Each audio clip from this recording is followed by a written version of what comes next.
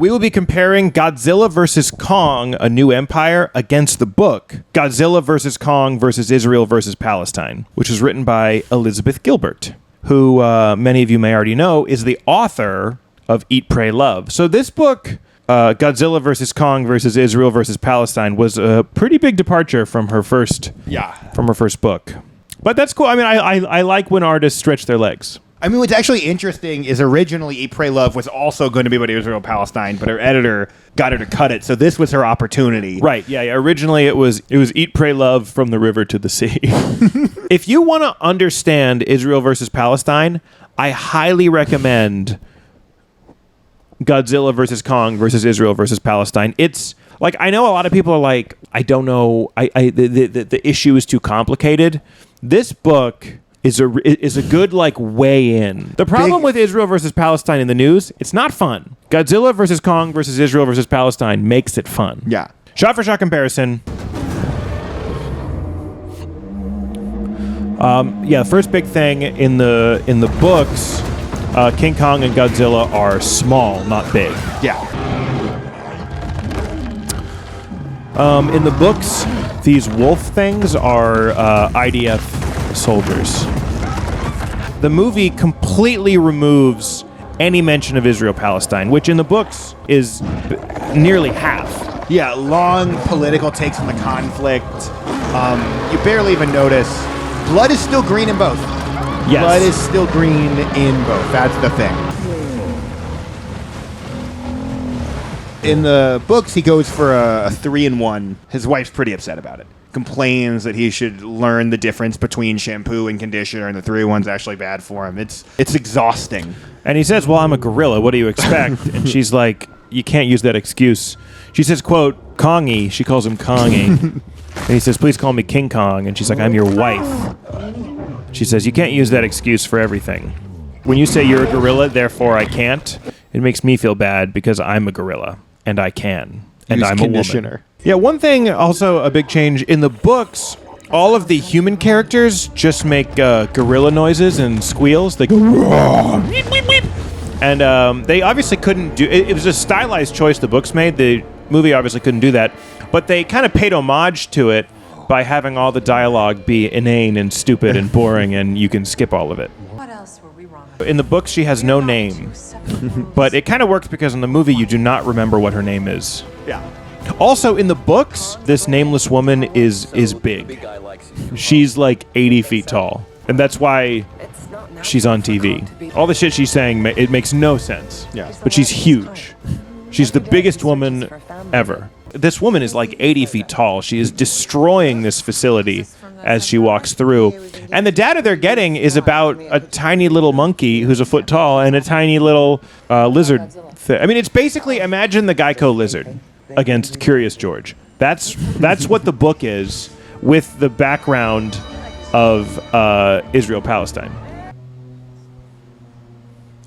Yeah, in the books, this scene was more extended, and it's not like a jump cut to her doing it. It's many, many minutes of everyone being very confused and upset as she ruins the desk. And I don't like how they softened it. In the books, she doesn't draw a bunch of triangles. She draws huge cocks. Yeah, just massive penises. Phallic. It's extremely phallic, and the teacher is very mad. And at this point, the mom comes in and steps on the school, destroys the school. She is so big, the mom.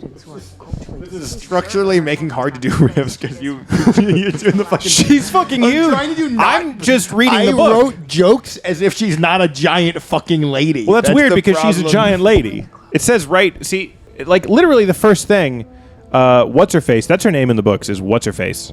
Cersei Lannister knockoff is 80 feet tall. See, so you should read more carefully.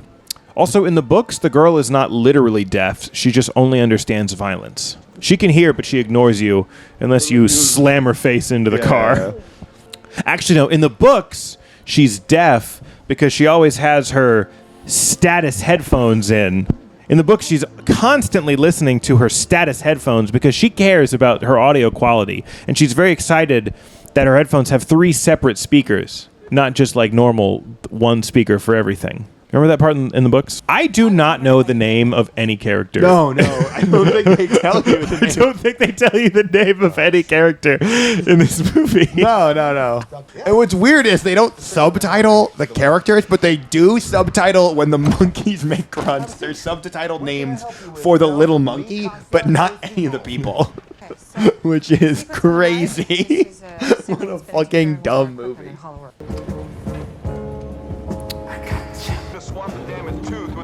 In the book, he doesn't replace his tooth, but gives him a full set of braces. The monkey does not have a toothache. He just thinks he could align better. And with an expander, he could have a better jaw, too. In all honesty, why is this scene in the movie? Like, what is happening right now? What does this scene accomplish? It's that he's a dentist? He's not even a dentist. He's just like a guy. He's a vet. Okay. Like, was it important that... They're introducing him and that he can... No, I hate this movie so much. How long has the movie been going? 20 minutes. 20 minutes is how long you can watch this movie before you get a little bit angry, I think. Right? Are you feeling that? Like, I'm feeling a sense of frustration. I'm incredibly bored. What if we end it right here? The climax of the book is that he fixes his tooth. What's like crazy is the book ends here. All right? Every single other part of the movie, all the fights, the bad guy, Scar, that's all liberties taken by the director of the movie. The book ends with Godzilla gets his tooth fixed by this guy. Gets his braces in. Gets braces. And then it just ends, yeah. And then it just ends. And then, but it's an interesting, it's like a bittersweet ending because yes, Godzilla's teeth will be fixed, but Israel-Palestine rages on. Yeah, that's forever. Honestly, I did not think this was a faithful adaptation of the book. They took a lot of liberties that I didn't like. They made the big things small. They made the small things big. The thing about this book is if you are pro-Palestine after this book, you will be pro-Israel. But if you are pro-Israel after this book, you will undoubtedly be pro-Palestine, and the movie didn't have anywhere near that effect. I mean, the movie was just boring nonsense. I would give the movie a 1 out of 10, the book 2 out of 10, two-state solution.